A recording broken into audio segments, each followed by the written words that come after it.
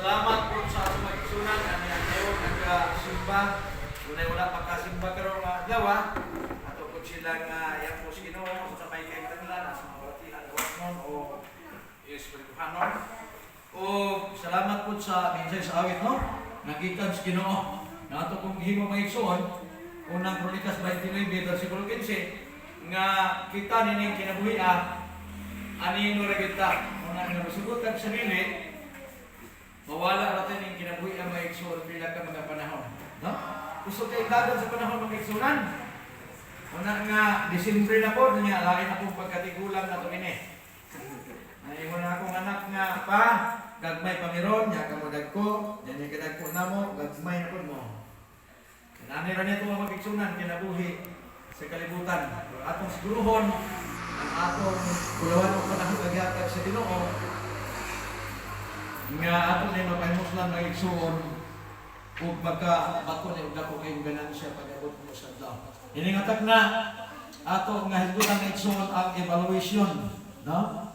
Evaluation sa atong negosyo nga mao ang atong pagkinabuhi. Dunay daghang mga tawo nga igsuon sa social media ila kong pakit-on ilang i-send sa kuha na Seventh-day Adventist Corporation dili di ay simbahan, dili di religion, kung dili negosyo daw. Na makita ko po ni mo Pedro, hindi lang isin. Gusto po sila, may po sila mamuha kay batuan. Nga corporation, business, dili ko no simbahan, business. So, ang Ginoo po kay, kung mag-iskot gani tagpulong ganansya, dapat na-agree negosyo. Kung bitaw nila si Lindsay White nga, ang mag-ampo o sa kanegosyo. Ano man? Kaya kung mag-ampo, tas Ginoo maigsuon sa mga butang na gusto na itong maangkon, kung niya ihatag sa Ginoo, kana dako kay ng ganansya na ito, Bradyon. Ganansya mag-ihatag sa Ginoo sa atong pag-ikot, pinaagis pag-ampo. So ako silang ipasabot nga, ang Seventh-day Adventist Church, tama mo, dili na siya simbahan.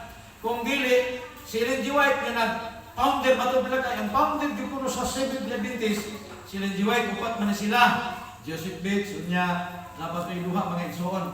Yung ako, tama ng inyo ha. Ang pagsabot ng ninyo ay namali.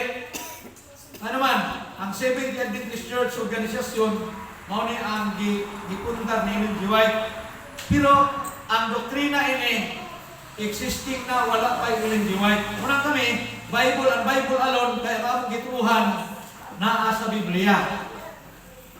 Negosyo ko no, yes negosyo. Ano man? Negosyos kalag. Negosyo ang Espirituhanon. O na ito iskutan ko na igsoon. Ato evaluate ito. Patapos ang bulan, kumusta ang atong pagkinabuhi, nakaganansya ba ta? Ako may igsoon, nalipay ko kay naabot mi dire. Nakaganansya ko, kay dalamin nila dito sa Baragusan ni Brother Dodong. Unya, ako nagutunta nga, pag-abot na mo dito, kiniligin yata yung pagkasiyawan. Unya, yung ako, sige, parking dire. Parking. Pag mag-parking, bayadaan. Kay basin niya kinipanghawa ninyo, musibat mo lang ko. Parking pay. Ako nagutatong igsoon. Pinoon sa mga natinuod man. Binang itong suri-suri na to, nakaganansya ko may igsoon. Unya, ang ganansya na ko, akong gipalit og sapatos nga sinaw kayo. Ano may igsoon ko, nakaganansya gid ko. Naman, ingon si Brother Dodo nga basig na kay ganahan, amoy ganahan na paliton. Ito na ulan mako-igsoon, ito na ko may ganansya. Nagkapangin-hangin pamitos ko may igsoon. Nagaganansya mis among suroy. O na igsoon nga, sa tanan, kamitis kinabuhi na to, doon na tayo mahimong ganansya. Tingali, dili na nato ma-appreciate kung wala ta kayong gitawag kong pagkatagbaw. Sa dili pa na matusunan may igsoon, nag-ampor sa ta. Dalay kong na Diyos, huwag magkamis na itong kala para masabta na mga magutan o mag-iskutan. Aron sa imo niya na, amo kini makinabuhian ang ikaw mabalit o amo maangkon ka ng kinabuhing walay katapusan, among gihandong. Salamat sa pagtubag sa pag-apo, ang itugyan sa mga tulad sa ngalan ng Jesus. Amen.